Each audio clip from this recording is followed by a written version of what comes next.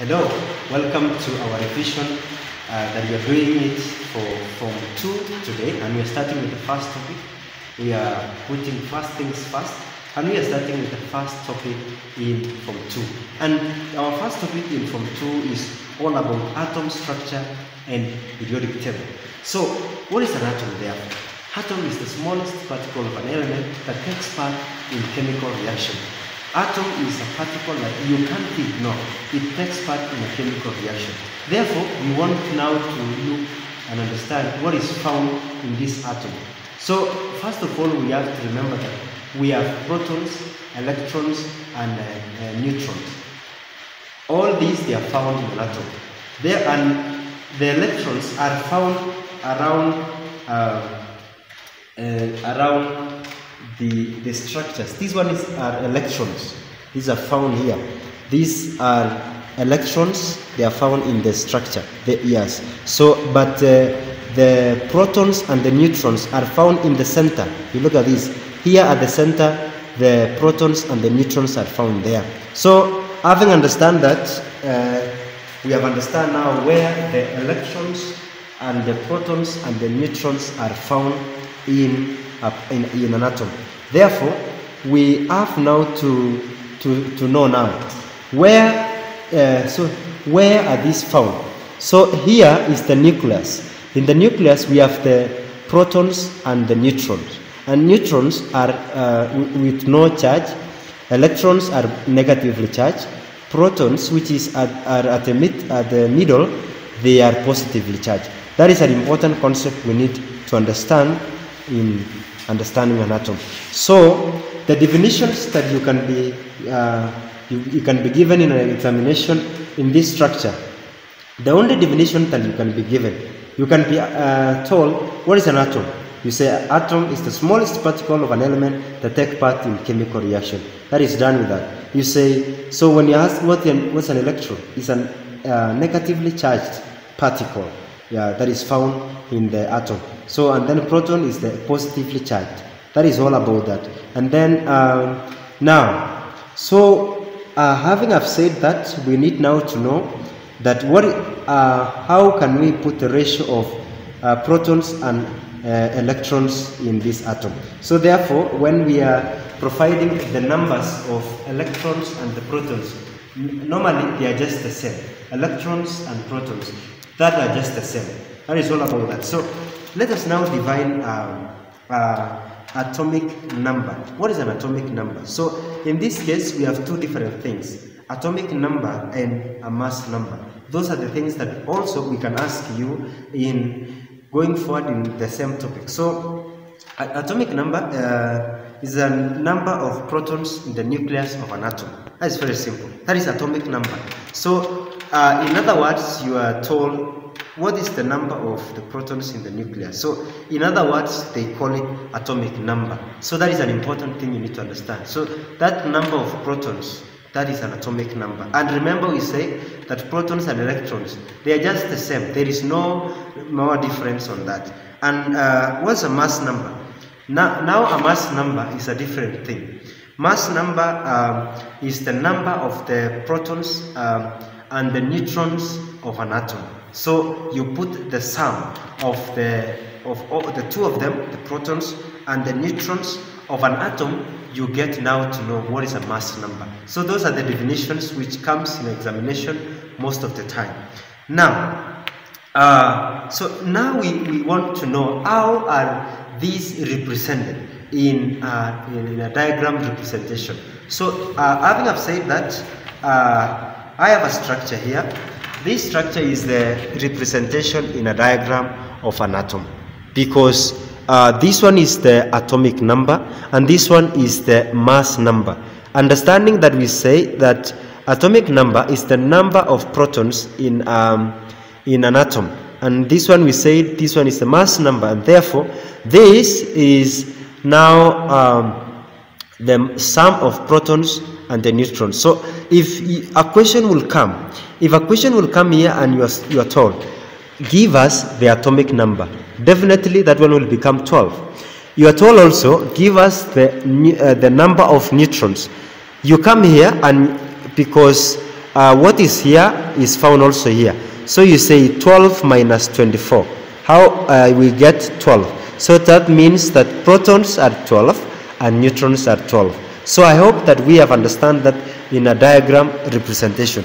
So we go forward. I hope you are taking your notes very fast, because we have to move on very nice.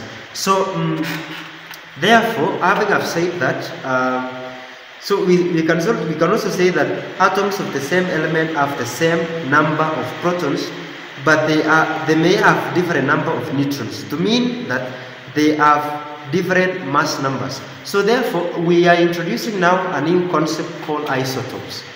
We are introducing a new concept called isotopes. So isotopes, we define in chemistry that are atoms of the same element but have different mass numbers. Now, so how can that happen? So isotopes, these are atoms of the same element but have different mass numbers. So it means that something like oxygen, they have more than one, and those that looks like that, they are called isotopes, because they are not just one. Something like oxygen and the protons, not the protons, but the chlorine. So let me read the definition of an isotope. That an isotope are atoms of the same element, like chlorine and oxygen, but have different mass number and have the same atomic number. Yes. So how can that happen?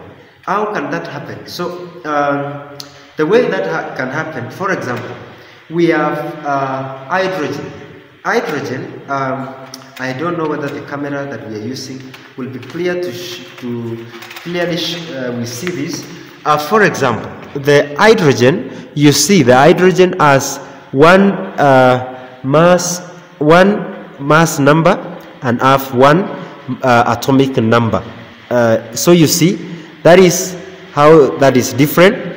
Now we have the second. So I hope that we notice that the mass number is 1 and the atomic number is 1. So you see there is a difference, because so it means neutrons is 0 and the protons, which the atomic number is 1. So 1 plus 0 gives us 1, and we come here, we see the atomic number is 1 and the mass number is 2. We see also here mass number is 3 and the atomic number is 1. So you see, when you remove 1 from here, you get neutrons to become 2 and the atomic number to become 1, and you get here 1 atomic number and 1 neutron and 1 proton. So what we notice here is that they have different mass numbers. So I hope you notice 3, 2, 1, they are different, but they are hydrogen and they have the same atomic number that we said. So that means that atomic number remains to become 1 and 1. Now when we check on the issue of chlorine, this one is chlorine. So we see that, this one is carbon. So we see that carbon also has different mass numbers, 12, 14 and 6, 6. So we see the mass numbers are different. When we go to oxygen, oxygen we have 16, that is the mass number, and then we have 16 also, that is another isotope, and then we have 18. So you see there are different mass numbers, 16, 17 and 18. Chlorine the same, one has 35 and another one has 37, and that is chlorine. And we see the atomic number remains the same for all. We see the chlorine has atomic number of 17, 17. This one is 8, 8, 8. This one is 6, 6, and this one is 1, 1. So what I would like to explain also is the energy levels. What is an energy level? So energy level, I can say that it's a region that electrons occupy in the structure of an atom. Therefore, I want to demonstrate that one also to show you how that one is happening. So, for example, this one is an atom, it's just a structure. So we have, this one is the first energy level, because for example, we see here, when we've been putting the electrons, we have the first electrons here, the 2 of them. Now, for example, now, we take the first one takes 2, like you see, and then the second takes 8. So this one is 1, 2, 3, 4, 5, 6, 7, 8. And then also this one. In advanced level, we will be learning that there are different categories of energy levels. But in this level, we will be just learning that we have the 2, 8, 8, 8. In more revision, I will be teaching you how to categorize electrons above 30 and going forward. We have a way of putting it 2, 8, 8, and we are putting other numbers there. So these are the energy levels. You see the first energy level, second energy level, third energy level. So it becomes this like 2, 8, 8. So that is how it is placed, and I hope that you understand that concept. Now, that is the energy levels. So we have understand that in the first one we have the first energy level we have 2 electrons. The second we have 8 electrons, and we have 8, and going forward. Now, what is a period? Period, now, when we start talking about period and group, we are starting to talk about what we call it the periodic table. So, but I would like us, first of all, to talk about ion formation. How do we form ions? And talking about that, I have a structure here that I will use to explain ion formation. Because ion formation, for metals, we lose electrons. But with non-metals, we gain electrons. So I hope my camera is very clear here to show me these things. This is ion formation in chemistry form 2. So we have to understand. This is, for example, that of sodium, because we have 2, and then we have 8, and then we have 1. So this one is a sodium metal. So sodium metal, we have this structure. And then, so it loses 1 electron, this one. So you see here, we do not have. And then, the difference also, this one do not have a charge, because it has to become an ion, so that it has a charge here. So that is an ion formation.